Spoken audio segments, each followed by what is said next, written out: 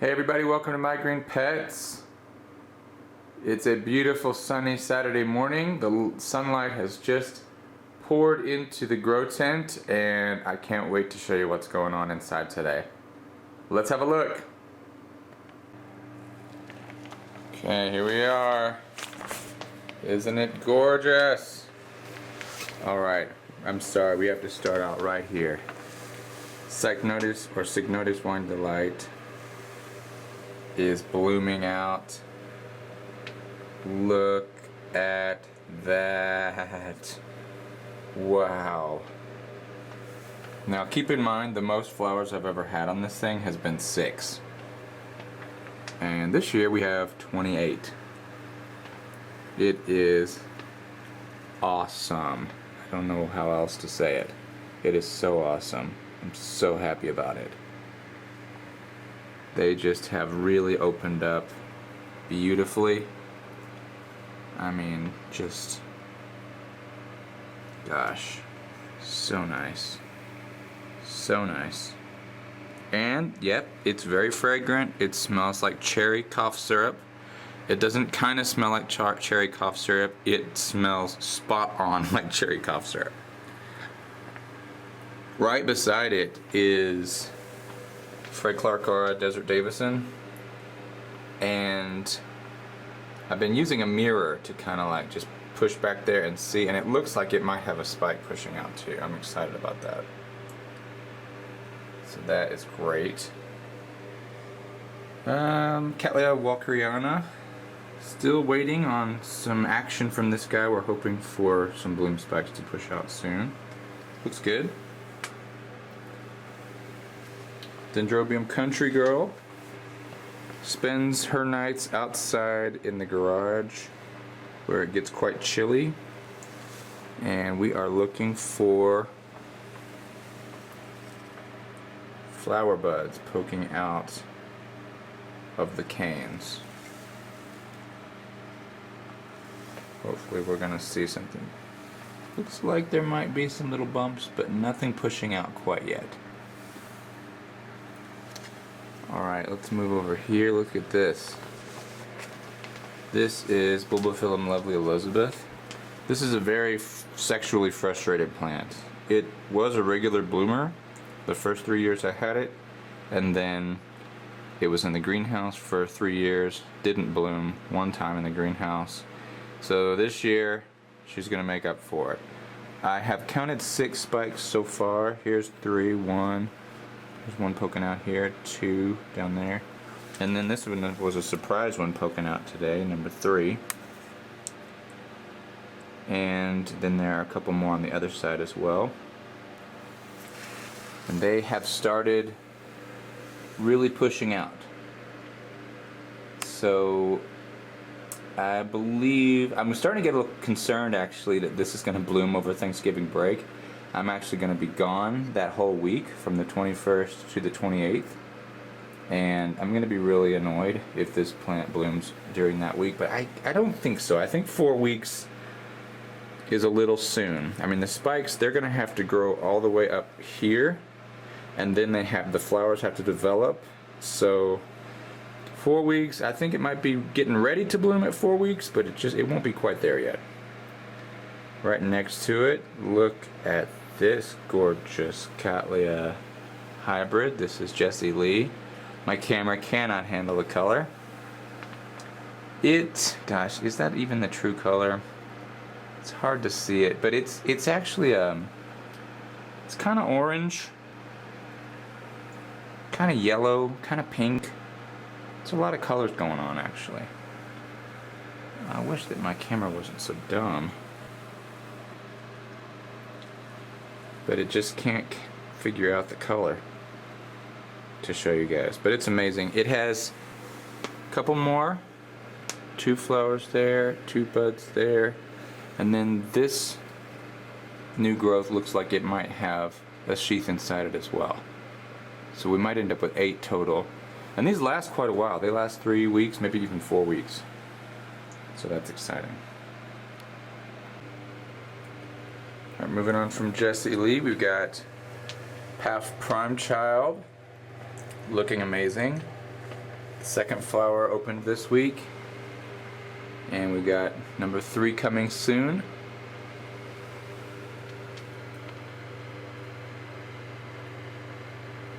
This wonderful flower, so nice.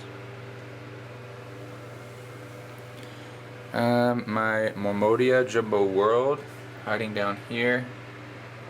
It has a spike on it. Can we see it? Yeah, that little green thing pushing out.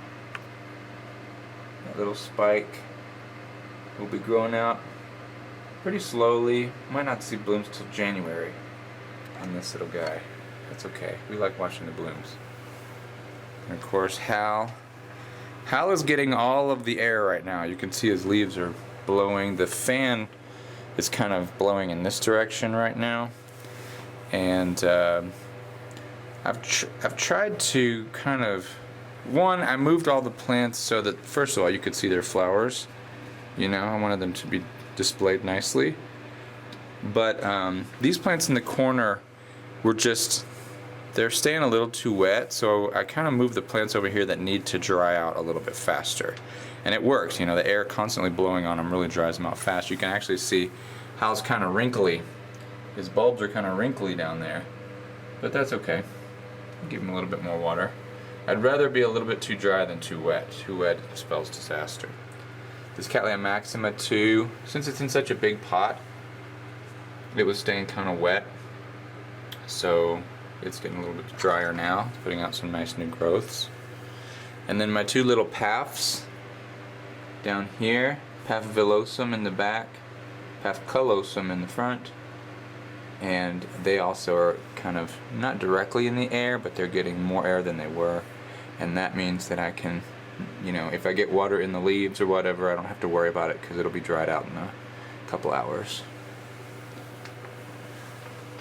Phalaenopsis Chiliana, it's not doing a whole lot, but I'm hopeful. I'm hopeful that it will be able to grow some roots, maybe push out this new leaf a little bit, and not die.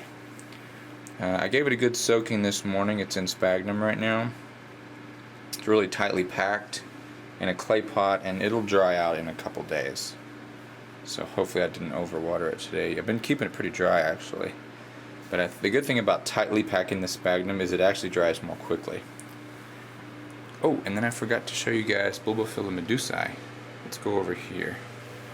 I might have to get on the other side. Yeah, there we go. So Bulbaphyllum Medusa has got several spikes pushing out. Even in the back there you can see some. Wow, the light's terrible. Sorry about that. I thought filming in the sunlight would be a good move.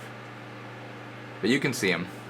And they're really extending out and getting pretty long. So I'm hoping that Bulbaphyllum Medusa will bloom first, and that way I can move the lovely Elizabeth to the back so it will have a nice place to display its flowers.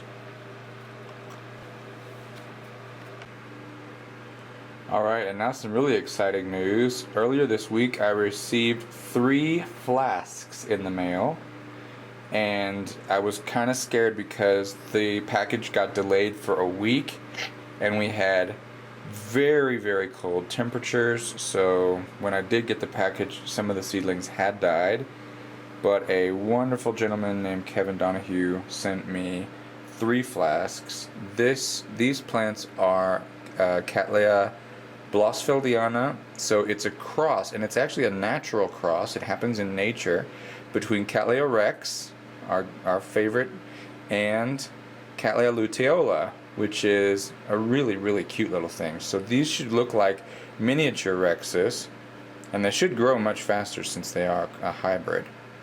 So super excited about those.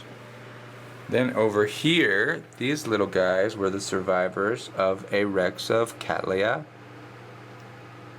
What did I say? A flask of Cattleya rex. So these are some more little rex seedlings. Isn't that great? I have no idea how long they will take but yeah, well, it will take a long time. It will take many years. These are not from my seed pods. These are from a different plant, but I have a sneaking suspicion they may be related. There's not a lot of breeding Rexes in the United States, so they might be from the same parent plant. I don't know. It'll be interesting to see. And then over here, gleaming in the sunlight, these are Cattleya dowiana, variety Aurea, the golden variety from Colombia. And I'm super excited because it looks like out of all of the seedlings, these have been the most successful in surviving the cold, which is really funny. They're supposed to be really delicate, but I've got another group of them here, and then I've got another group of them here. Oof. So they may seem small now, but if all of those little seedlings survive, I have got a greenhouse full of Cattleyas to deal with. But as you guys know, it takes a very, very long time, so I'm not too worried about it right now. But eventually, I will be having to downsize again. But for the most part, everything is looking nice. Love these mounted Rexes. Look at those roots. Just crazy. These plants have become part of the wooden mount that they have been living on. These were actually mounted when they were seedlings. So when they were this size, I stuck them on a piece of wood.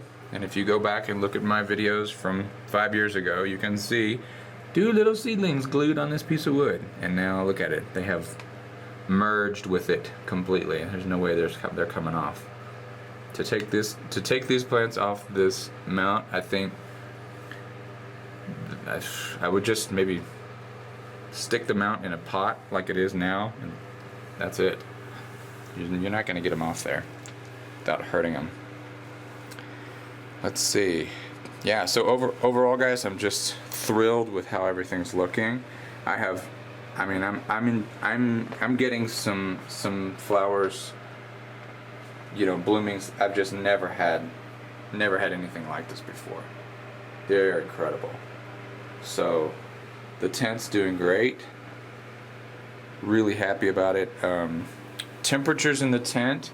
So we've been getting around 26, 27 degrees in the daytime, and then at night around 18, 19 degrees. Humidity has been really nice, 60 to 80% usually. In the daytime it can get down to 45 if I don't water in the morning. So that's okay though. But I've definitely noticed that some of the little green root tips are starting to kind of give up. But that's okay. So my plan for the tent is from November 1st through February or so. It's going to get less water and less fertilizer. We're gonna impose a dry season. Some of the plants like Hal, they don't need a dry season, but most of the plants in here are seasonal plants that need a dry season. Now, dry doesn't mean I let things get crispy. Some things I will, but for the most part, dry season just means less water, letting them dry out a little bit longer before they get watered again. And hopefully that's going to be a beneficial thing, and the plants are going to, especially the Cattleya rexes, which are the majority of my collection, in January, February or so, they'll start putting out new growth, and that is a sign for me to start watering a little bit more. And then they will be blooming next June and July. Already thinking ahead. It'll be exciting. Alright guys, thank you so much for coming to check on my green pets. You can see things are gonna just keep exploding in the coming weeks.